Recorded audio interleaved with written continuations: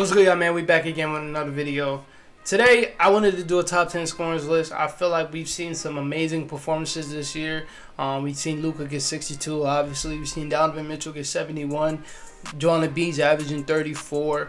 Giannis is doing what he's doing. Jokic doing what he's doing. Devin Booker has had 51 3/4, 58 in a game.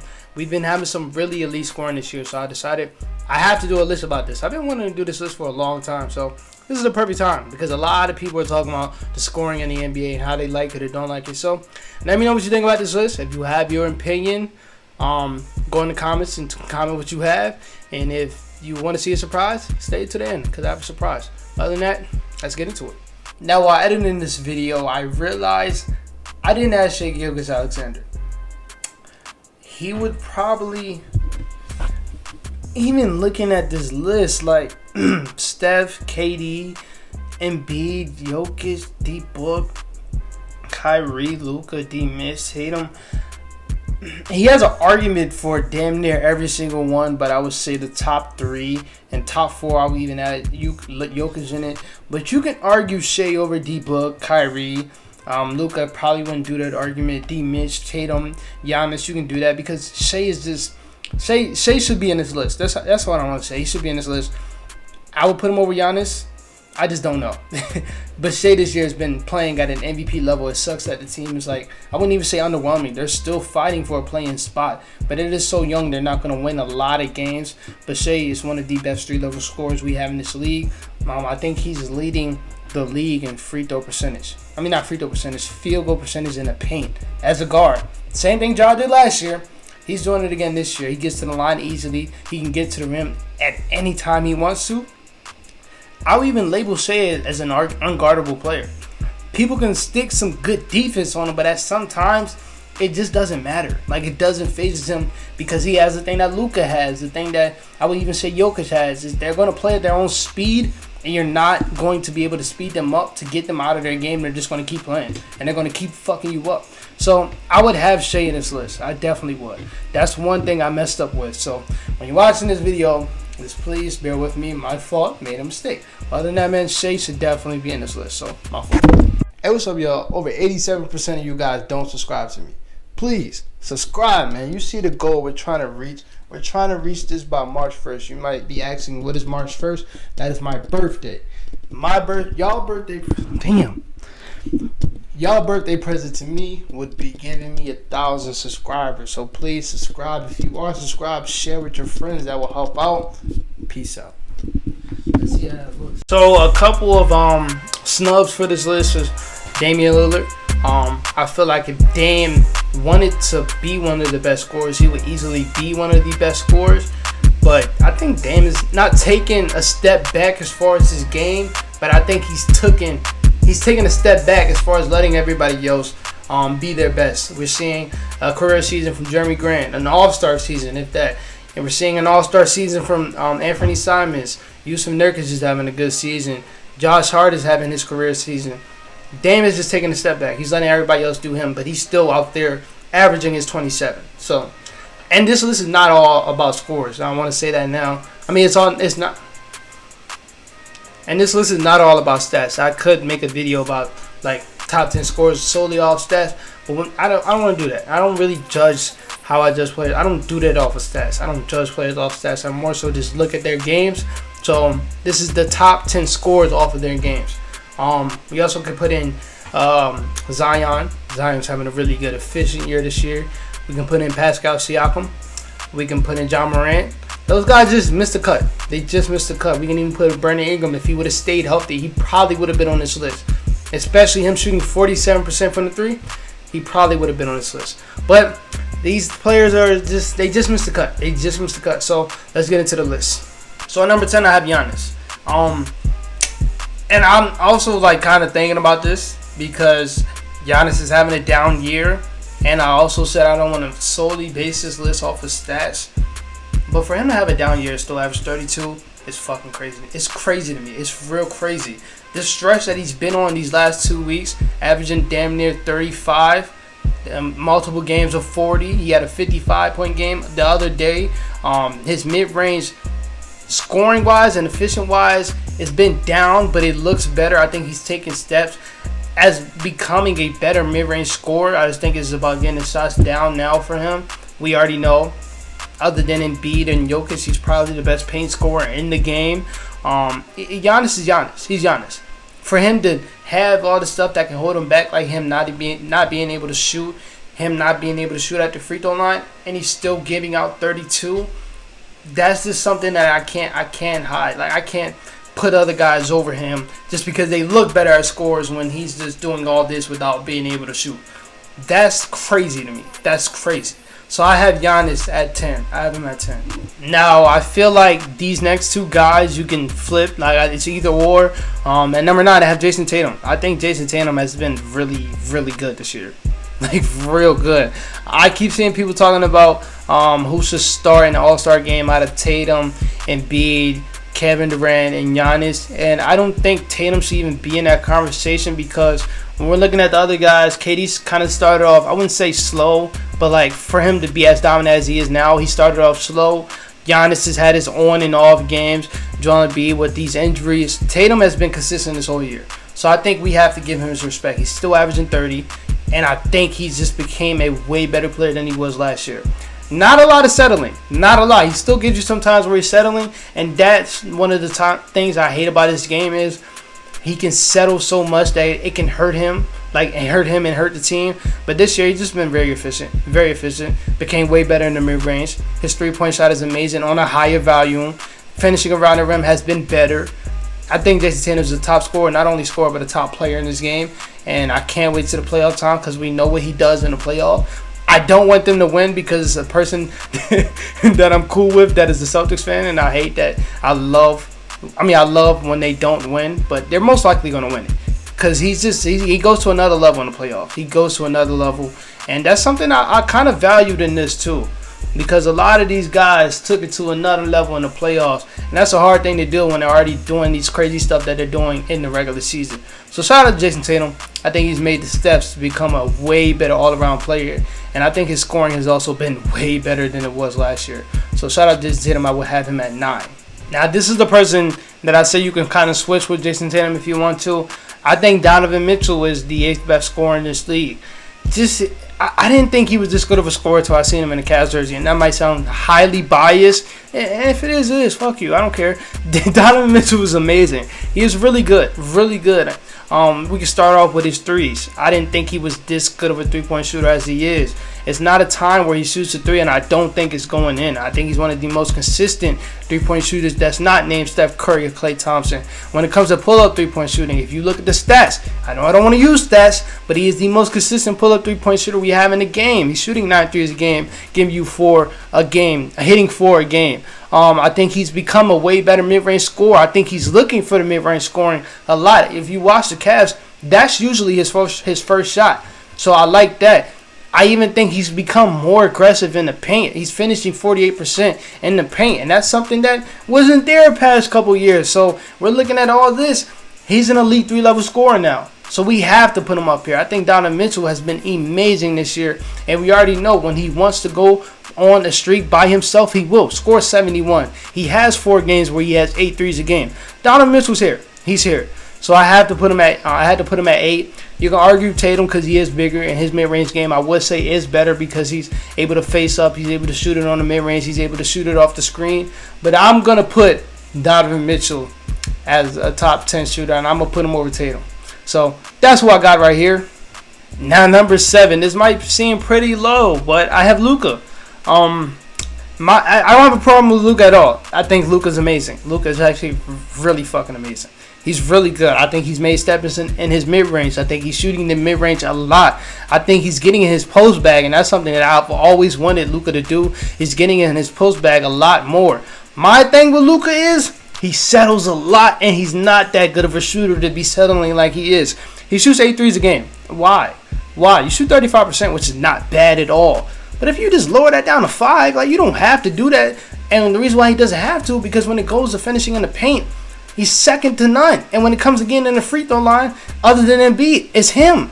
He can average 35 points per game if he just stopped forcing. And you take it with Luka because it's Luka.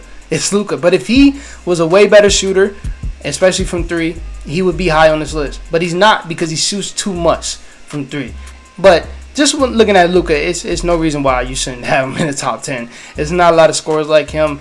His floater game has been really good. His mid-range, like I said, has been really good. Even though he takes a lot, which I don't think he should, he's still averaging 35% from the 3.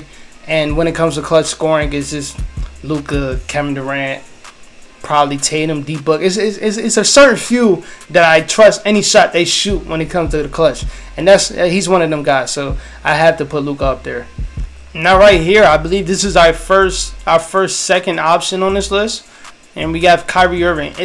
I'm not gonna lie, I can probably put Kyrie Irving higher, but out of respect for other guys that's in the top 5, I'm gonna respect them. But Kyrie Irving is one of the best scorers, not only in the league, but that we've seen of all time. One of the most efficient scorers that we've seen of all time. One of the best finishers that's not a big that we've seen of all time. Kyrie Irving deserves his respect. He's an all-star starter. Oh my fucking God. Hold on, bro. I had to stop, bro. That move was crazy.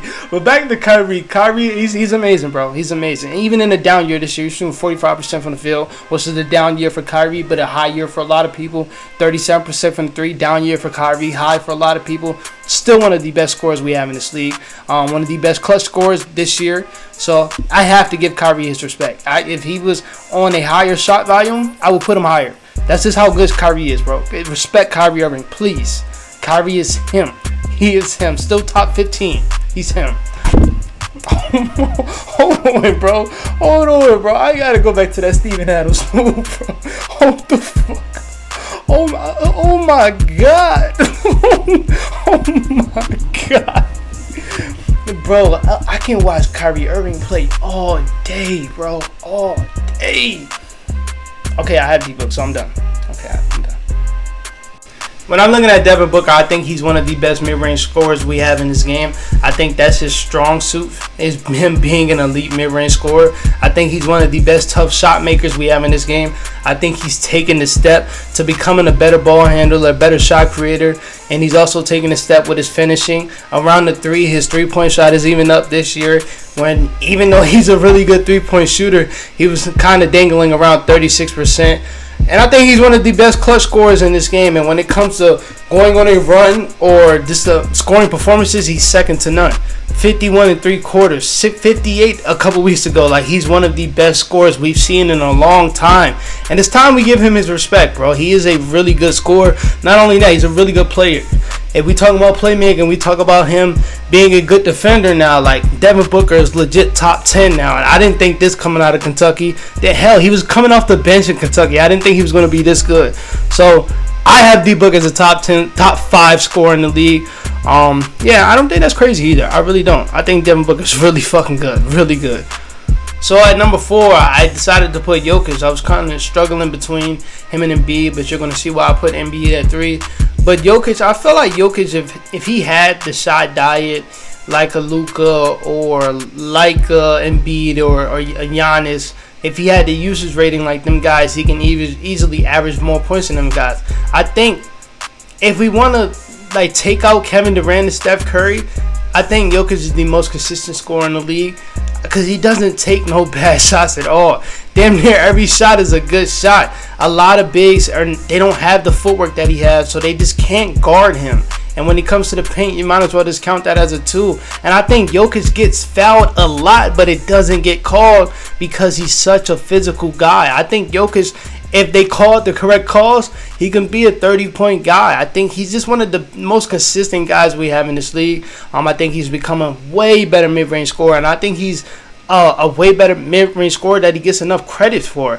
I think when we talk about top 5 mid-range scorers, he has to be in that list because when it comes to the mid-range, he's damn near unstoppable himself. I would definitely label him as the top 5 scorer in this league. His three-point shot has went up. And I think in the post, like I said, he gets fouled a lot and he doesn't get no calls. So I would have Jokic at 4.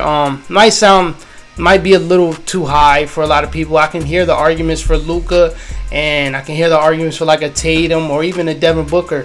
But I think Jokic, with his consistency, his efficiency, and I think with his shot diet being so low compared to others, I just think he's a better scorer than those guys. So let me know what you think with that. But right now I have him at 4. Now at 3, I have Joel Embiid. I think Joel Embiid is really fucking crazy. Like, if we take out accolades, Joel Embiid is already a top 10 center. He's one of the best players. And I'm pretty young, so you might hear me say this a lot, but he's one of the best players I've ever seen. Like, he is fucking ridiculous, bro. For him to be so skilled, and he's so huge, and the weight that he carries, for him to have the quickness and the footwork that he has, is like second to none in the league. And this year, he's just taking another step, and that's the part that is so confusing, because he was already so good. And this year, I can say he's not foul baiting. He's not. You'll have some games where he decides to get in that bag, but a lot of Joel Embiid this year is just all pure dominance. He's just him being super dominant. And that's scary to the league, because I feel like when he started to foul bait, that started to take him out of his own game. And that started to hurt the team and also hurt him. But this year, he's just giving niggas buckets. And that's a scary thing, bro. But when we talk about his scoring, we have to add that he gets to the line more than a lot of people. It's a reason he's in this top 3. If the top 2 were not 2 of the best scorers of all time, he would be up there. But I have to give them their respect. Joel Embiid is the top 3 scorer in the league. It's not a lot of 7-footers with his handle. It's not a lot of 7-footers with his footwork, with his post game, with his 3-point game, and with his finishing in the paint. It's not a lot of players that can fuck with Joel Embiid. And if he does it in the playoffs, boy, he will be over some niggas. Because Joel Embiid is super fucking talented. He's really talented, but a lot of people including me, a lot of people like to use the playoffs to judge Joel Embiid, because we've seen Joel Embiid be elite since he touched the league. But when it came to the playoffs, that's when he was on his chill shit, missing games because he had a stomach virus, or getting clamped up by Marcus Gasol, or scoring 4 points in the second half. That's when we judge Joel Embiid. But if he brings this energy that he's bringing this year to the playoffs, it's a different monster. Joel Embiid's really good. I think he's leading the league in scoring still, averaging 34, which is fucking crazy. So I have Joel Embiid as the top 3 scorer in the league. Now I'm going to leave these top 2 to you.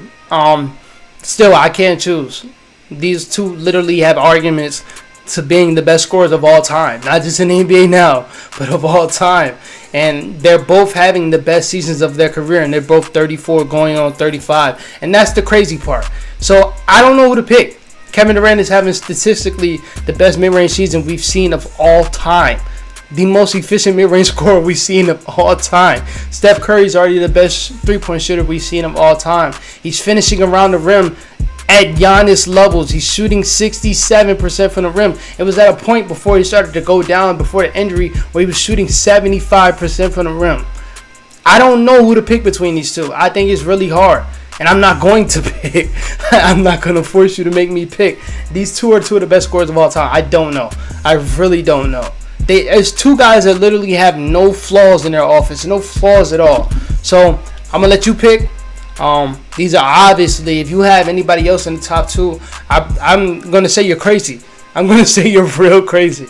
These 2 are by far, and I mean by far, the top 2 offensive players in the league. So let me know what you think. This is my list. If you got a problem with it, leave it in the comments, man. Leave it in the comments. Let me know. I'll even do a video where I bring some of you guys up. We can do a Zoom call or something, and we can just have a basketball talk. I've been wanting to do that for a long time. So if you want to come on my podcast or my YouTube, I don't even know if I label this as a podcast anymore, and talk basketball, let me know down in the comments, man. We can have a whole episode with that. But as of right now, this is my top 10 scorers in the NBA list. Let me know what you think. Peace out.